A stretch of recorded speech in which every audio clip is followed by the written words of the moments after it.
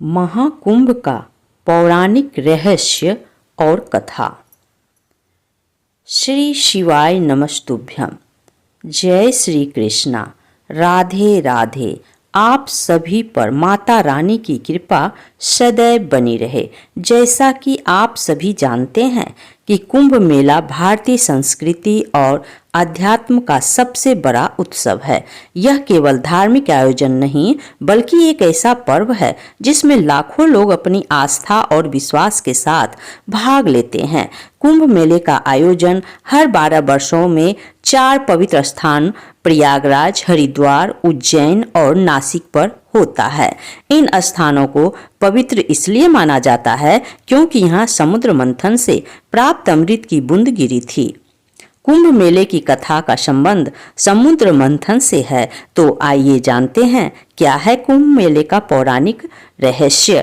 कुंभ मेला इतना विशाल और भव्य होता है कि अंतरिक्ष से भी देखा जा सकता है, लेकिन हमारे मन में यह सवाल जरूर उठता है कि यह इतना विशाल, भव्य और प्राचीन आयोजन आखिर कहाँ से शुरू हुआ होगा और इसके पीछे का इतिहास क्या है। क्या इसका उल्लेख भारतीय वेदों, पुराणों और धर्म ग्रंथों में मिलता है या फिर इसके पीछे कोई और गहरी रहस्यमय कहानी छिपी है। और सबसे रोचक और आश्चर्य वाली बात यह है कि कुंभ के ये शाही स्नान का पहला अधिकार केवल नागा साधुओं को दिया जाता है, जब अन्य साधु संतों को इनके बाद स्नान करने का अवसर मिलता है। इस विशेष परंपरा के पीछे एक अद्भुत इतिहास छिपा है जो नागा साधुओं का इतना विशिष्ट और सम्मानीय बनाता है।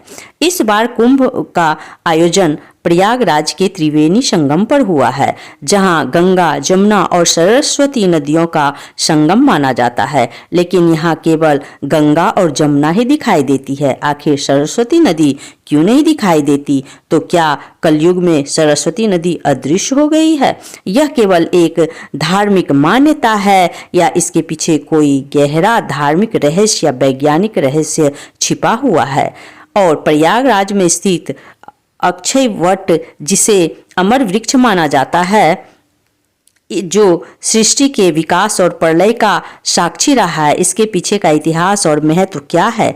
2025 के कुंभ में भारत के 13 प्रमुख अखाड़े हिस्सा लिए हैं। अखाड़ों का इतिहास और उनका महत्व क्या है, इन सभी सवालों का जवाब और महाकुंभ के अनसुने रहस्यों को जानने के लिए हमारे साथ अंत तक जुड़े रहिएगा, क्योंकि यह केवल एक मेला नहीं बल्कि आस्था, विश्वास और संस्कृति का संगम है। 2025 में कुंभ मेला प्रयागराज में आयोजित किया गया है। इसकी शुरुआत 14 फरवरी 2025 तक मकर संक्रांति से हो गई और यह 25 अप्रैल 2025 तक चलेगा। इस दौरान करोड़ों श्रद्धालु संगम में स्नान करेंगे और मोक्ष की कामना करेंगे। कुंभ मेला 2025 न केवल एक धार्मिक आयोजन है बल्कि यह आस्था, एकता और भारतीय संस्कृति का सबसे बड़ा महापर्व है। यह हमें समुद्र मंथन की कथा से प्रेरणा लेकर संघर्ष और धैर्य का संदेश देता है। अगर आप आध्यात्मिकता की तलाश में हैं या भारतीय संस्कृति की गहराइयों को समझना चाहते हैं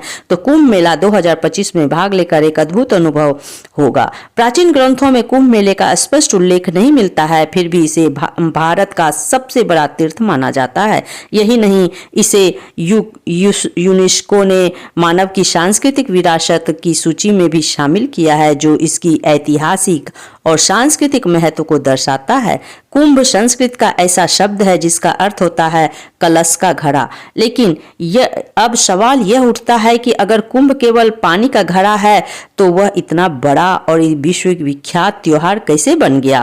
प्रिय श्रोताओं, इस वीडियो में हम आपको महाकुंभ के आरंभ से लेकर अभी तक की पूरी यात्रा के बारे में बताएंगे। कुंभ मेले के इतिहास को समझने के लिए हमें 2 प्रमुख पौराणिक कथाओं को जानना होगा जो इस पर्व की गहराई और महत्व को उजागर करती है। तो आइए सुनते हैं महाकुंभ मेले की पहली पौराणिक कथा। यह कथा सर्पों और गरुड़ देव के बीच की है, जो ऋषि कश्यप और उनकी 2 पत्नियां कदरु तथा विनता से जुड़ी हुई है। कदरु और विनता दोनों बहनें थी और ऋषि कश्यप की पत्नियां भी थी। एक दिन कद्रू ने ऋषि कश्यप से वरदान मांगा कि उन्हें 1000 विषैले और शक्तिशाली पुत्र चाहिए। ऋषि कश्यप ने तथास्तु कहा और कद्रू को 1000 अंडे प्राप्त हुए। यह देखकर विनीता ने भी वरदान मांगा कि भले मैं ही उनके पुत्र कम हो, लेकिन वे कद्रू के पुत्रों से अधिक शक्तिशाली हो। ऋषि कश्यप ने उन्हें भी तथास्तु कहा और विनीता को 2 बड़े अंडे प्राप्त हुए। समय बीतने के साथ साथ कद्रू के 1000 अंडे फूट गए और उनमें से सांप उत्पन्न हुए। उन सर्पों की मां कद्रू को माना गया। दूसरी विनीता के अंडे नहीं फूट रहे थे और उत्सुकता से उन्होंने एक अंडा समय से पहले फोड़ दिया, जिसमें से एक अधूरा जीव उत्पन्न हुआ जिसका शरीर कमर तक ही विकसित हुआ था। वह जीव गुस्से में बोला, माँ, आपने मेरे साथ यह अन्याय किया है, लेकिन आप दूसरे अंडे के साथ ऐसा मत कीजिएगा। वह जीव उड़ गया और उसका नाम अरुण रखा गया। आगे चलकर वह सूर्यदेव का सारथी बना। एक दिन कद्रू और विनीता का सूर्यदेव के सफेद घोड़े को देखकर शर्त लगाई। विनीता ने कहा कि यह घोड़ा पूरी तरह सफेद है, जबकि कद्रू ने कहा कि उसकी पूंछ काली है। वह शर्त उनकी प्रतिष्ठा पर आ गई और तब हुआ कि जो भी हार जाएगा उसे दासी बनना पड़ेगा। कद्रू ने अपनी नाग पुत्रों से कहा कि वे सूक्ष्म रूप धारण कर घोड़े की पूंछ से चिपक जाए ताकि वह काली दिखाई दे। नागों ने ऐसा ही किया और कद्रू शर्त जीत गई। विनीता को हार मानकर दासी बनना पड़ा। कुछ समय बाद विनीता के दूसरे अंडे में से एक शक्तिशाली जीव निकला जिसका चेहरा गरुड़ पक्षी जैसा था और शरीर मनुष्य जैसा था। उसका नाम गरुड़ रखा गया। जब गरुड़ ने देखा कि उसकी मां विनीता कद्रू और उनके 1000 सर्प पुत्रों की दासी बन चुकी है, तो उसने अपनी मां को मुक्त कराने का संकल्प लिया। गरुड़ ने सर्पों से विनीता को मुक्त कराने का उपाय पूछा तो सर्पों ने कहा, अगर तुम वैकुंठ से अमृत कलश लाकर हमें दे दो तो हम तुम्हारी मां को मुक्त कर देंगे। गरुड़ ने यह शर्त मान ली और वैकुंठ धाम पहुंचकर गरुड़ ने अमृत कलश प्राप्त किया। देवताओं ने उन्हें रोकने की कोशिश की, लेकिन गरुड़ उसकी अद्वितीय शक्ति के बल पर सफल रहे। विष्णु जी ने गरुड़ को रोका और उनसे पूछा कि तुम इस कलश को क्यों ले जा रहे हो, जबकि इसे खुद ग्रहण नहीं कर रहे हो। गरुड़ ने उसकी मां को मुक्त कराने की व्यथा सुनाई। विष्णु जी ने गरुड़ से कहा, अगर तुम्हें यह कलश ले जाने दूं तो तुम हमेशा के लिए मेरे वाहन बनोगे। गरुड़ ने इस शर्त को स्वीकार कर लिया। गरुड़ ने अमृत कलश सर्पों के पास पहुंचाया, लेकिन विष्णु जी ने अपनी मायावी शक्ति से अमृत कलश को वहां से गायब करा दिया। गरुड़ ने अपनी मां को दास्ता से मुक्त कराया। इस यात्रा के दौरान गरुड़ पर इंद्र के कई बार हमले किया, लेकिन वे असफल रहे। अमृत कलश से अमृत की कुछ बूंदें हरिद्वार, प्रयागराज, उज्जैन और नासिक पर गिरी। यही कारण है कि इन 4 पवित्र स्थानों पर कुंभ मेले का आयोजन होता है। महाकुंभ से जुड़ी सबसे लोकप्रिय दूसरी कथा भी है समुद्र मंथन की, जिसे देवताओं और असुरों के बीच हुआ एक महान प्रयास माना जाता है। विष्णु पुराण के अनुसार एक बार दुर्वासा ऋषि ने एक दिव्य माला बनाई और इसे देवराज इंद्र को भेंट किया, लेकिन इंद्र अपने अहंकार में डूबे थे और उन्होंने उस माला को अपने ऐरावत हाथी के मस्तक पर रख दिया। ऐरावत ने वह माला जमीन पर गिरा दी और अपने पैरों से कुचल डाला। महर्षि दुर्वासा ने इसे अपना अपमान समझा और क्रोधित होकर इंद्र को शाप दे दिया कि उनका वैभव नष्ट हो जाएगा और सभी देवता अपनी शक्तियों को खो देंगे। इस शाप के बाद देवता कमजोर हो गए और असुरों से पराजित हो गए।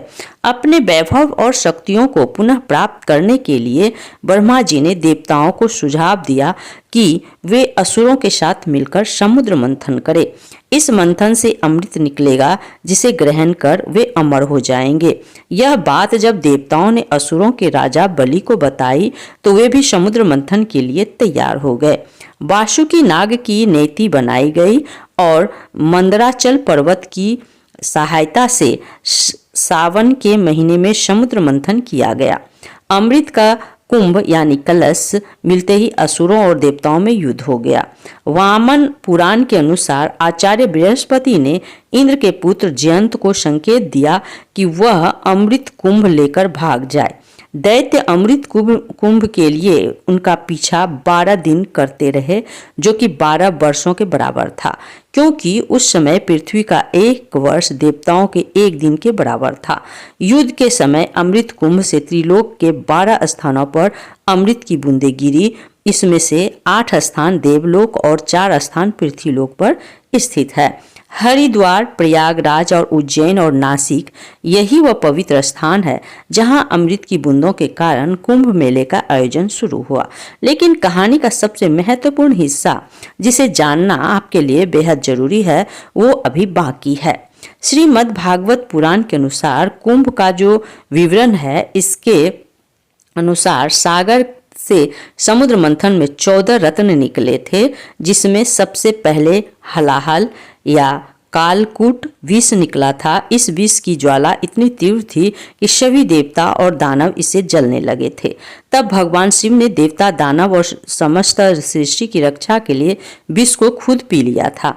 विष की तीव्र जलन के कारण शिव जी का कंठ नीला पड़ गया था, इसलिए शिव जी का एक नाम नीलकंठ पड़ गया। विष की ज्वाला को कम करने के लिए सभी देवताओं और दानवों ने शिव जी को शीतल जल चढ़ाया। इसके बाद उनके शरीर पर ताप और जलन कम हुआ। यही कारण है कि सावन में शिव जी का जलाभिषेक किया जाता है। ऐसा कहा जाता है कि जब शिव जी ने समुद्र मंथन से निकले हलाहल विष को ग्रहण किया तो उसकी कुछ बूंदें धरती पर गिर गई। जिन घास की पत्तियां पर वह बूंदें गिरी, उन्हें सांप ने चाट लिया, जिससे सांप की जीभ बीच से कट गई। वहीं कुछ विष की बूंदें को बिच्छू और अन्य विषैले जीवों ने भी ग्रहण कर लिया। इसी कारण यह जीव जहरीले हो गए। इसके बाद कामधेनु गाय, उच्च शवा घोड़ा, ऐरावत, हाथी, कौस्तुभ, मणि, कल्प वृक्ष, अप्सरा, रंभा, माता लक्ष्मी, वरुणी, चंद्रमा, 5 अन्य शंख, पारिजात वृक्ष, सारंग, धनुष, अमृत कलश अर्थात अमृत कुंभ निकला, जिसे विश्व मोहिनी बनकर भगवान विष्णु ने देवताओं को पिला दिया। इसकी बूंदें हरिद्वार की गंगा नदी, प्रयाग के त्रिवेणी संगम, यमुना और सरस्वती, उज्जैन की शिप्रा नदी और नासिक की गोदावरी नदी में गिरी। जहां अमृत की बूंदें गिरी, वहां कुंभ मेले का आयोजन शुरू हुआ। प्रयागराज में जहां महाकुंभ का आयोजन होता है, वहां गंगा और जमुना का संगम तो साफ देखा जा सकता है, लेकिन सरस्वती नदी दिखाई नहीं देती है। फिर भी इसे त्रिवेणी संगम कहा जाता है। अब हम इस सवाल में का जवाब जानने के सरस्वती नदी अदृश्य हो क्यों गई, इसके पीछे की वजह जानने के लिए हमें इतिहास और पौराणिक कथाओं में झांकना होगा। महाभारत के शल्य पर्वत पर सरस्वती नाम से नदियां का उल्लेख मिलता है। श्रीमद् भागवत पुराण में सरस्वती नदी के प्रवाह और उसके स्थानांतरण की एक रोचक कथा का वर्णन है। पुराणों के अनुसार प्राचीन काल में सरस्वती नदी स्वर्ण भूमि में बहा करती थी। कालांतर में इस भूमि का नाम स्वर्ण राष्ट्र हो गया और धीरे धीरे यह सौराष्ट्र कहलाने लगा। उसे समय सौराष्ट्र का क्षेत्र प्राचीन मारवाड़ तक फैला हुआ था और सरस्वती नदी इसी भूमि में प्रवाहित होती थी। यह नित्य सरस्वती की पूजा और अर्चना होती थी, लेकिन समय के साथ इस प्रदेश के लोग यवनों के संपर्क में आ गए और उनके आचार विचार को अपनाने लगे। इससे दुखी होकर सरस्वती जी ने ब्रह्मा जी से अनुमति मांगी और मारवाड़ एवं सौराष्ट्र छोड़कर प्रयाग में आकर वास करने लगी। कहा जाता है कि सरस्वती के यहाँ से चले जाने के बाद यह समुद्र भूमि धीरे धीरे मरुस्थल में बदल गई और यही मरुस्थल आज राजस्थान के नाम से जाना जाता है। हाल ही में जैसलमेर जिले के मोहनगढ़ में बोरवेल की खुदाई के दौरान अचानक पानी का सैलाब बाहर निकल आया। पानी का प्रेशर इतना ज्यादा था कि लोग इसे देखकर अचंभित रह गए। अब इस घटना को लेकर चर्चा तेज हो गई है। क्या यह प्राचीन सरस्वती नदी का पानी है? क्योंकि इतिहास के अनुसार सरस्वती नदी जो लुप्त हो गई थी, उसका रूट यहीं से होकर गुजरता था। ऋग्वेद में सरस्वती नदी को अनवकवती के रूप में वर्णित किया गया है। इसे समुद्री और जल की देवी के रूप में पूजा जाता था। ऋग्वेद में बताया गया कि सरस्वती नदी यमुना के पूर्व और सतलज के पश्चिम में प्रवाहित होती थी। महाभारत में इस नदी को कई नामों से जाना गया है। सरस्वती नदी मरुस्थल में सूख गई थी। महाभारत के विवरणों में भी इसके विलुप्त होने का वर्णन है। यही वह नदी के थी जिसके किनारे ब्रह्मव्रत और कुरुक्षेत्र जैसी प्राचीन स्थल बसे हुए थे।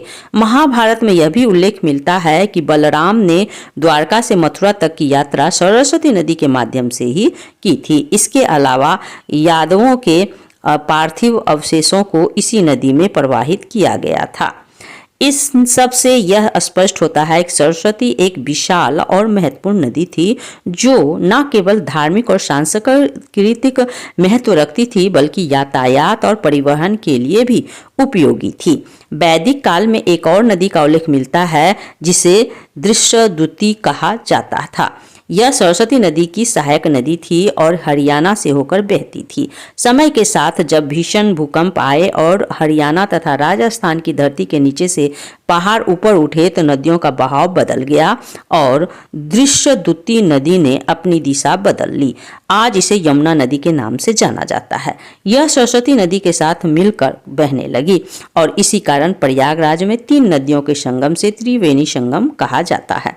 ऋषि वेदव्यास ने इसे तीर्थराज प्रयाग का नाम दिया, जो गंगा, यमुना और अदृश्य सरस्वती के संगम का पवित्र स्थल है। यह स्थान न केवल धार्मिक बल्कि ऐतिहासिक और सांस्कृतिक दृष्टि से भी अद्वितीय है। प्राचीन ग्रंथों में कुंभ का अर्थ केवल एक साधारण कलश है, लेकिन यही साधारण शब्द दुनिया का सबसे बड़ा धर्म और संस्कृति का अमर प्रतीक बना गया है। दरअसल कुंभ मेले का उल्लेख वैदिक ग्रंथों, सूत्र साहित्य, महाकाव्य, पुराण ग्रंथों, स्मृतियों या धर्मशास्त्रों में नहीं मिलता है। ऐतिहासिक किताबों में इसे माघ मेला या प्रयाग स्नान के नाम से जाना जाता है। कुंभ मेले में शाही स्नान का विशेष महत्व है। पवित्र नदियों में स्नान करना हिंदू मान्यताओं का अहम हिस्सा है। आशा करती हूँ कि महाकुंभ से संबंधित यह वीडियो आप सभी को पसंद आई होगी। अगर वीडियो पसंद आया हो तो हमारे चैनल को सब्सक्राइब करें।